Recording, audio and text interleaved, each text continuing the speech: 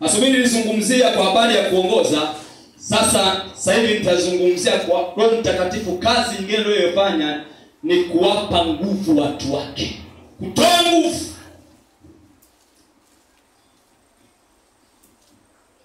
Au kuwajaza nguvu. Miongoni mwa kazi ambazo Roho Mtakatifu anazifanya kwa kanisa la leo ni kuwajaza nguvu watu wake. Jaza nguvu watu wake. Na tunatakiwa kujazwa siku hadi siku. Kiwango cha Roho Mtakatifu anachotaka kutujaza ni siku kwa siku kwa siku kwa siku. Ikiwezekana kila siku watu hawa wanakuwa wanajazwa nguvu za Roho Mtakatifu siku hadi siku. Kitabu cha Matendo ya Mitume sura ya 1. Tutasoma mstari wa 5 hadi mstari wa 8. Nimesema ni summarize asubuhi, kwa hiyo siwezi kusummarize tena, nilikotokea ni mbali. Kitabu cha Matendo ya Mitume sura ile ya 1 mstari wa 5 mpaka mstari wa mstari wa 4 tu.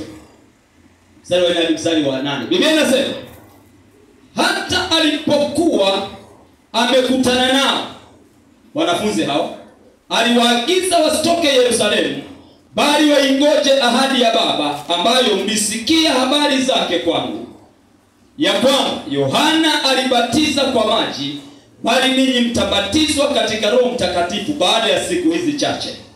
Mstari wa 6.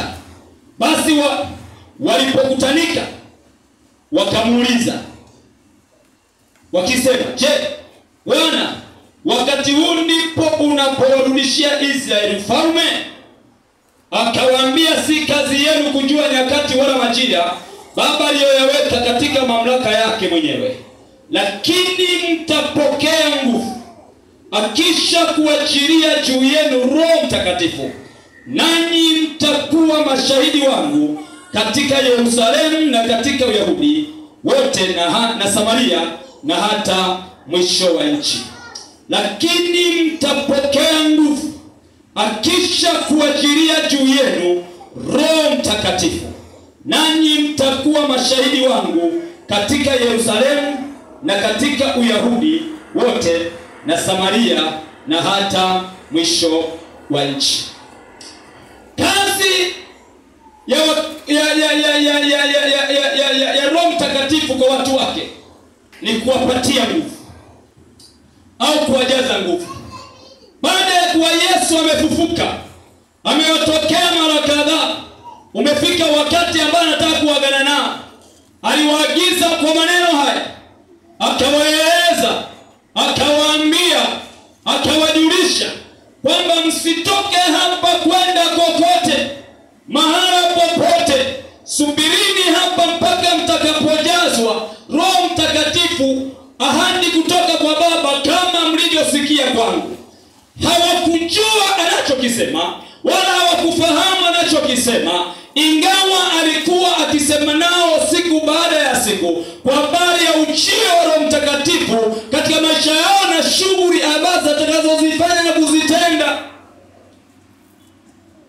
Kwa hiyo wakakutana tena wanafunzi, wakamwambia kwamba, je, hivi haya unayosema au kipindi hiki ndipo ambacho unarejesha ufalme kwa Israeli? Kwa sababu Waisraeli walimtegemea Kristo kama atakuja kama mkombozi wa kuwatoa kwenye falme na mamlaka zilizokuwa zinawatawala, na kipindi hicho walikuwa chini ya dola la Rumi. Kwa hiyo wanatazamia na kufikiria kwamba yamkini anachokisema ni ukombozi wa kutoka kwenye dola, wapate uhuru wao kama taifa. Yesu anawaambia, si kazi yenu kujua nyakati na majira aliyoweka Baba, ila ninachokisema ni hiki, mtapokea nguvu. Sema amen. Amen. Hicho ndicho mkazo aliyokuwa anawaambia, kwamba ninyi mtapokea nguvu, na hiyo nguvu itakuja baada ya Roho Mtakatifu kwa ajili ya juu yenu. Kwa Roho Mtakatifu anapokuja juu yenu,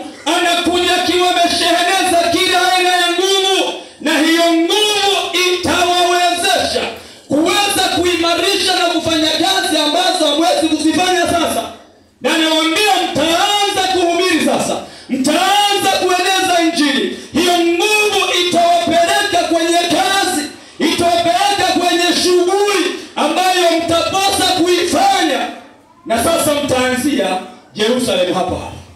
Roho Mtakatifu ana kazi kubwa ya kuhakikisha ya kwamba analipa nguvu kanisa, anawapa nguvu wa Kristo ili waweze kutembea katika maisha ya haki, lakini wawe na uwezo wa kuweza kukabili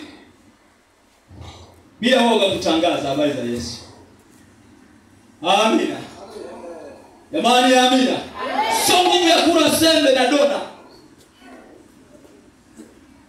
wala sio nguvu inayotokana na vyakula, nguvu kutoka juu.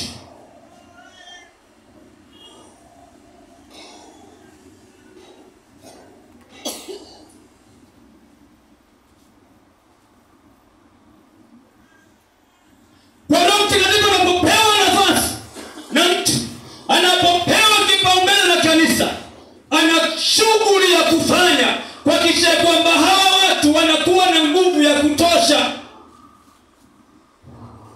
Bwana sifiwe. Siku moja tukao mitaani tunahubiri, tunapiga, tumechemka. Aliyekuwa ameshika maiki anapiga wachawi. Leo tumepiga injili ya kuua kabisa. Sipokoka mtakufa. Lazima muamini. Injili zingine mpaka zina vitisho. Sasa kapita baba mmoja mzee, akamsikia yule mwinjili anavyofoka. Akamtazama, akamwambia, wewe kijana unajiamini wewe. Life. Yaani kama vile amemchokoza. Na sisi ambao tulikuwa tukombana ndio tunashangilia, tunaruka. Tuna Yesu, hatuogopi chochote, na tunajihakikishia tuna nguvu inayoweza kutulinda. Amina. Amina. Amina. Tuna uhakika hata kama kienda kurusha makombora hayafiki kokote. Sasa jiroge, umtishie, halafu una Roho Mtakatifu, uone shughuli yake. Utakufa. Akikuhurumia vizuri atakulaza barabarani. Hapa amekuhurumia, yaani anakutoa kitandani.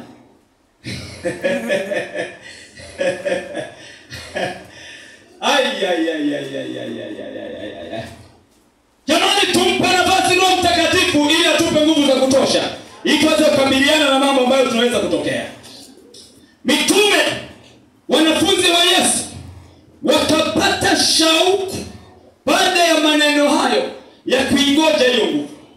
Wakakaa pamoja ndani ya siku 10, wametulia, wanafanya shughuli za maombi, fanya shughuli ya kusoma, wanafanya mambo mengine, wakatulia kabisa, wanaisubiri. Na ulipowadia wakati ambapo Mungu alikuwa amekusudia, kwa sababu Bwana hufanya mambo kwa target na hufanya mambo kwa utaratibu wa kimpango na kimkakati. Anafanya vitu kwa kuvizia nyakati ambazo zinaweza kuleta faida. Asubuhi nimesema kwamba Roho Mtakatifu anatusaidia kufanya mambo kwa wakati sahihi, mahali sahihi. Si sawa? Roho Mtakatifu akasubiri wakati sahihi na mahali sahihi na siku sahihi, ikawa siku ya ambayo inawakutanisha watu wengi katika jiji la Yerusalemu kwa ajili ya sikukuu. Hapo target yake ni kwamba ashusha hiyo nguvu na ianze kufanya kazi papo kwa papo. Shauku imeiva, wako kwenye ghorofa watumishi wa Mungu. Wana masikitiko Yesu kuondoka, lakini wana matumaini ya ujio wake katika Roho Mtakatifu tena. Kwamba akija tena Roho Mtakatifu atatusaidia.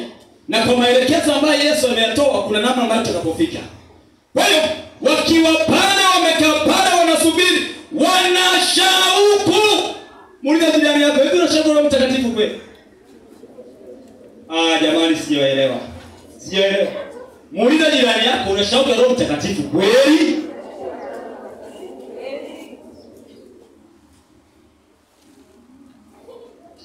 Hata kama hujanywa chai. Relax. Jamani, unajifungua wewe. Biblia inasema kwamba kazi ya kuandaa moyo ni ya mtu mwenyewe. Si sawa? Maendeleo ya moyo ni ya mtu binafsi. Ukitaka na Roho Mtakatifu, andaa moyo wako mwenyewe. Roho Mtakatifu atolewe mchungaji wala nani? Amina. Amina. Hata kama yeye mhubiri mkubwa kaachilia pako mapaya kapasuka. Kama watu wamefanya moyo hivi, Hamna chochote. Hamna chochote. Unaweza akaomba, akaweka miguu.